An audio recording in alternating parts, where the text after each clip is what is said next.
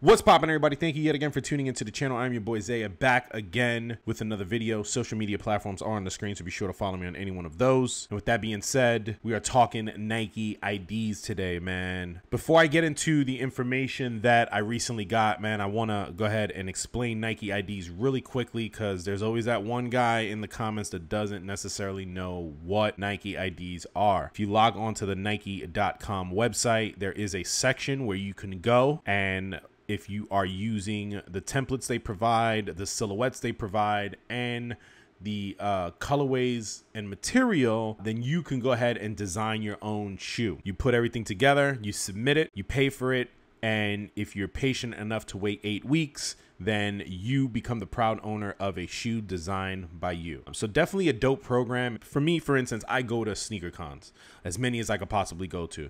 I go to other sneaker events too, if it's something that's within the budget to do. But in this culture that we're in, there's a lot of people that are hunting for exclusives and then waiting until SneakerCon to wear them. And then you guys all look like you guys are brothers and sisters digging in each other's closet because you're all wearing the same shit. And where Nike ID has come into play, at least for me, has been that I almost guarantee that I'll have something that no one else has. And that just allows me to shine by myself. So Nike IDs has always been something that has piqued my interest, and I got super lucky because Nike IDs, they release on the website, and if there's any returns or any claims of shoes that don't go through, then Nike sends them to their clearance store. Now people are gonna ask, because again, this is questions, I get repetitive questions, the same questions over and over again.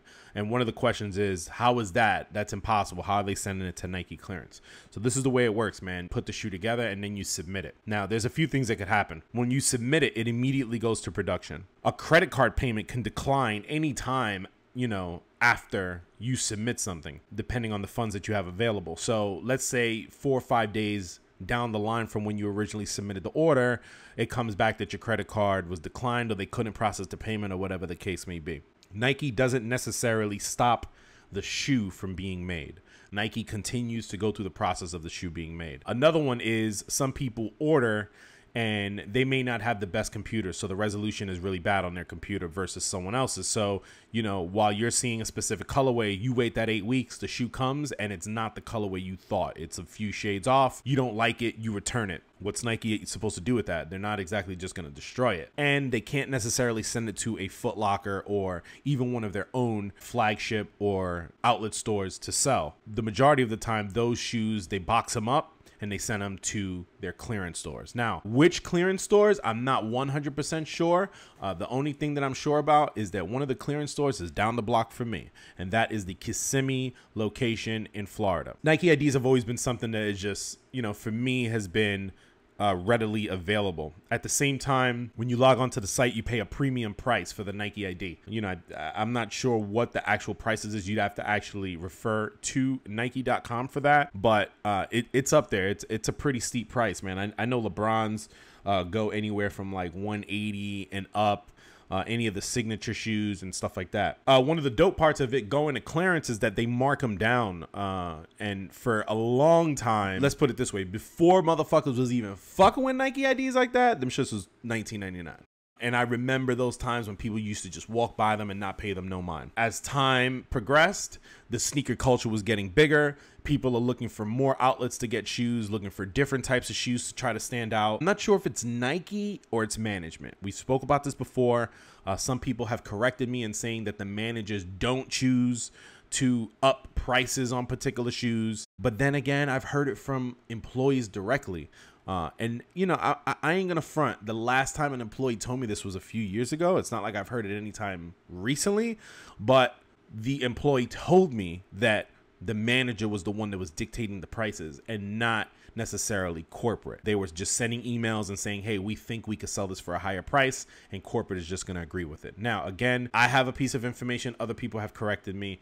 So I'm not 100% sure on who's determining the prices. But as the sneaker culture has gotten bigger, it went from $19.99 to $39.99. It stayed at $39.99 for a while, and then they came out and said, well, everything that is a signature is going to be higher to $59.99, and everything that isn't will remain $39.99. And even that at that time was like, what? You know, it was a bit of a shocker, but we dealt with it. So I got word yesterday that my local clearance store had released IDs, so I decided to take a stroll by there today.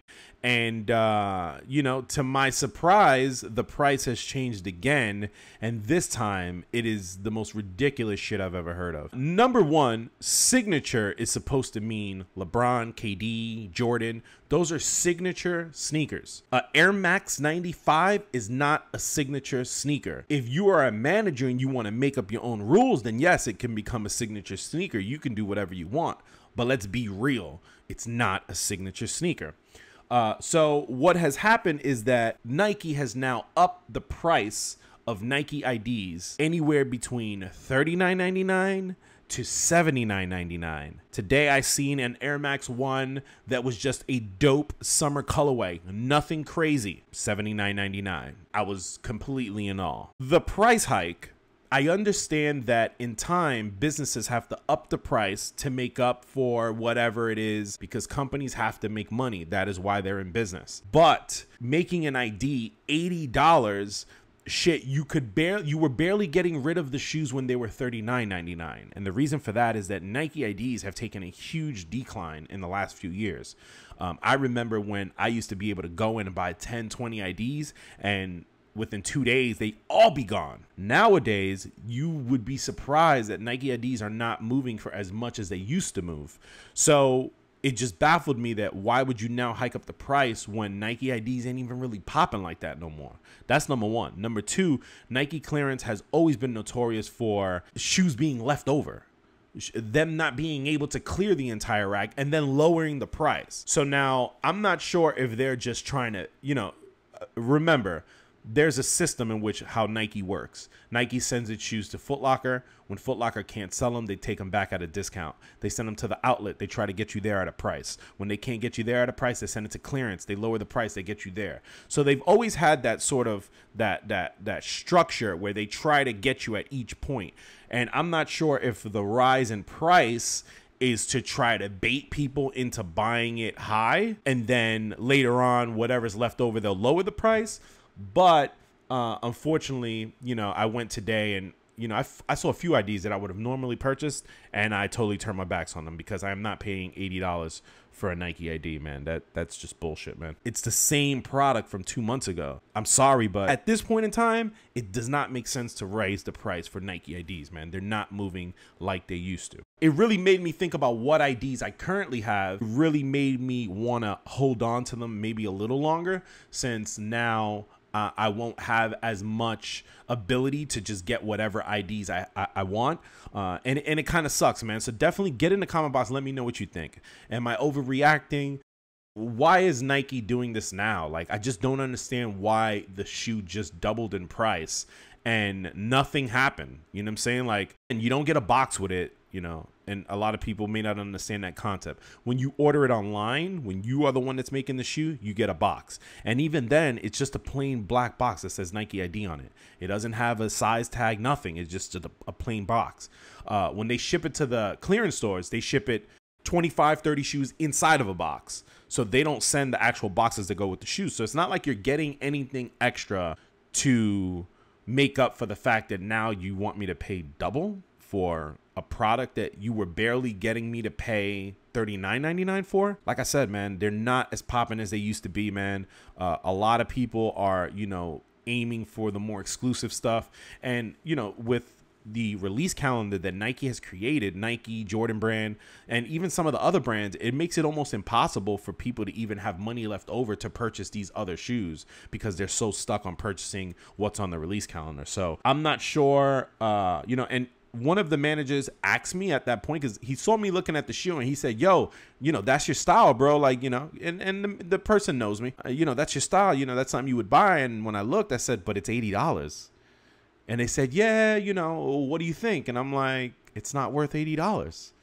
Shit, like this I would have been scratching my head at $39.99. Like, should I buy this? At $80, it's a guaranteed no. I'm not buying anything. So, you know, that sucked today to have to leave that shoe behind. But I have more shoes, and you know, it's no big deal. Let me go ahead and show you another piece. I know I've been talking about this for a while on my social media platforms. I've been waiting for this to drop at my clearance store because I didn't want to pay the Foot Locker price for it. I didn't want to pay that high retail price that they were trying to get for this piece. Let me see. The retail, when Nike first got it back, it was at 40. Now remember, you know, Nike sends a lot of this stuff to Foot Locker and all these stores, and when they can't sell it, they pretty much sell it back to Nike, and then Nike sends it to its clearance store. So I was able to scoop this up at clearance.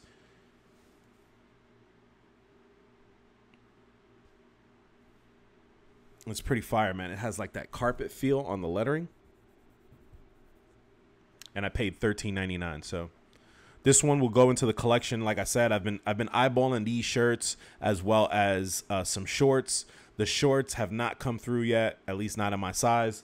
And when I saw this one in my size, it was a must cop at $13.99. I believe it was $19.99 with 20% off. So that's a new pickup today. Before I let you guys go, I want to go ahead and look at some of the top Nike IDs that I have in my collection, or let's say some of the Nike IDs I have in my collection that are my favorite. So, all right, guys, so first up, as being one of my favorite, this is a Nike Air Force One. As you can see, that lilac on the back, lilac, however you want to pronounce it, green bottom, and then the suede is just really, really nice on this one, man. I'm not 100% sure on why, you know, we don't really get the reasons on why some of these shoes get returned, but there's definitely a lot of shoes that do get returned that I always ask myself, why did they return it, man? It's just such a clean shoe. So this is definitely one of them. Nike Air Force One. This is another one that was part of the same haul in which this one came in, and I just naturally assumed because they were the same size, they both had that same green bottom, and they both were like opposite. The mustard on the lilac and the lilac on the mustard, that maybe it was the same person that made these, not too sure. But again, thank you very much to the person that did. Thank you for returning them, because these are two shoes that I plan on keeping in my collection for a long while. Another one that came through but didn't necessarily come through in the same haul was this Air Force One. My size, lilac on the swoosh, and then sort of like that strawberry-ish suede on the upper. I'm not sure what this stands for. I believe it's SFO. SFO. I'm not sure what those initials were, but to me, the shoe was good enough that I didn't really mind those initials on the back, man. Outsole, clear outsole, really dope shoe. Another dope concept that Nike ID always has is called the Pendleton. The Pendleton is a representation of this upper. If you go ahead and follow Pendleton on Instagram, you'll be able to get a little more information on some of the products that they put out. But as far as Pendleton on a Nike, this is usually what it looks like. And I've always been fond of all those colors. I'm not really fond of the fact that it was on a white outsole, and this is why I've never worn these, but it is a really, really clean sneaker. And like I said, man, I love that pattern on the upper. That Pendleton is so sick. So definitely one of my favorites in my collection. All right, yeah, so like I said, man, Pendleton is one of my favorites. I'm not fond of that white outsole, so you already know your boy had to pick up the gum outsole. Now this gum outsole has made this shoe incredibly easy to wear, man. Every time I go anywhere where it could be cold, there could possibly be snow, I always bring these along, and they always hold up, man. I've taken these to New York with me. I've taken these to the Poconos. I recently went to North Carolina to the Great Wolf Lodge with my girl. I took these. So these have definitely come in handy, man. That gum, bro. That gum is just such a nice hit on this upper. My favorite, one of my favorites, man. All right, next up was a limited run that was done by Nike ID, and that was the LeBron 12 Sprite Remix. This was made after the Sprite Remix Friends and Family version that was out. Nike ID allowed people to make it, and I believe the only difference is this back tab right here. It's not white on the Friends and Family. It's a totally different color. Besides that, I think they kept it true, and I was happy to scoop these up. Again, this one was a premium price that was on the website. I believe it was in the 300 range, and I got lucky, and this was right before they raised the price for the signatures. So I believe I got these at $39.99, man. So super fire, super dope, super clean. And last but not least, my all-time favorite Nike ID. Everyone always tells me that when I'm ready to sell, to let them know there's a ton of people that are waiting and they're going to be waiting forever because it's never going anywhere. These are the LeBron 10 Big Bang is what I call them. All right. And these I've worn to countless sneaker cons and have always broke necks with these. So super clean, glad to have these, man. What can I say, man? And it's funny too. So, Pete, really quick story. This one's super quick.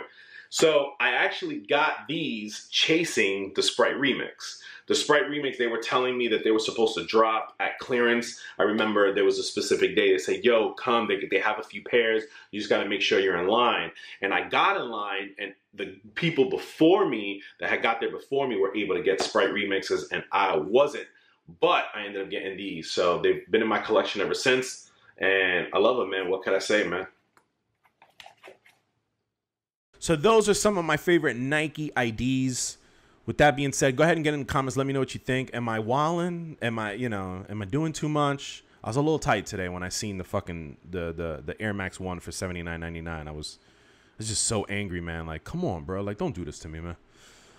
But yet again, Nike disappoints. Not Nike in general, because I love the brand. I'm not too fond of some of the people that work there. But with that being said, man, I've put the energy out, and of course, I knew something would come back. There are a few ex-employees that have been hearing my Art of Storytelling series, where I'm telling stories and about different stuff that has happened to me in the past, and they are looking to try to come forward and tell some stories. Unfortunately, those stories will be based on some of the experiences at Nike, and I want to tell you right now that I'm not responsible for anything that they say.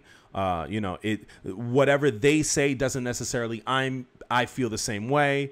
But I am obligated to provide a platform to people that want to speak if they don't have a platform of their own. So keep a lookout for that.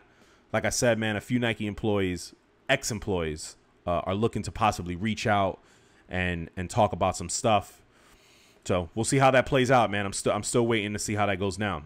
But with that being said, I'm gonna go ahead and leave you out with that, man. Let me know what you think about my Nike IDs. And with that being said, I'm going to go ahead and get out of here, man. Everybody stay up, stay fresh. I'll catch you on the next one. Peace.